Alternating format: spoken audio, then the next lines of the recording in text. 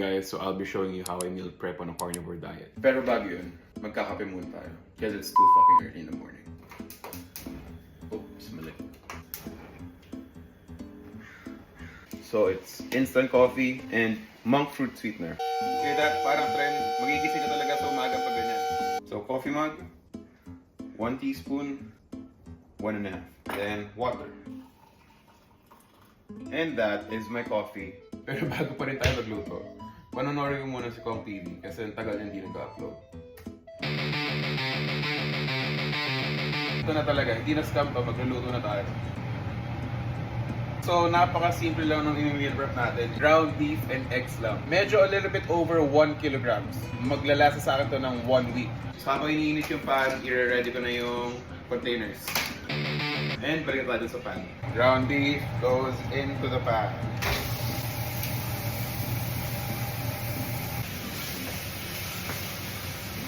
Then yung seasoning na gagamitin ko is simple lang din. Salt, pepper, and garlic.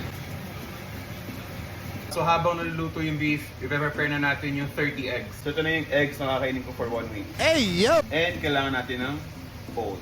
Now, let's get cracking.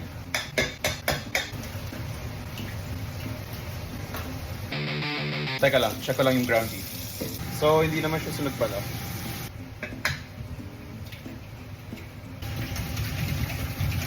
So, medyo na-toast na yung iba, so okay na to.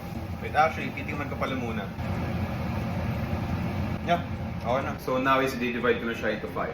Hindi ko na siya titimbangin kasi medyo ginagawa ko na siya for a couple of weeks and averagely, each serving is around 180 to 190 grams ng ground beef. So there you go. Monday, Tuesday, Wednesday, Thursday, Friday. Next na lutuin natin is eggs. So we'll be using the same pan. And painitin lang natin naman. Ow! Whoa, whoa, whoa, whoa, whoa, whoa, whoa, whoa, whoa. Jesus Christ. Lagyan natin yung eggs. Ba't pala ganito? Mali. Anyways.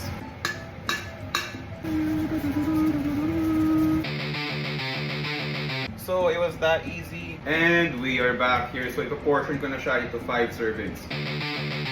So, that is it. Ito na yung lunch ko for the whole week.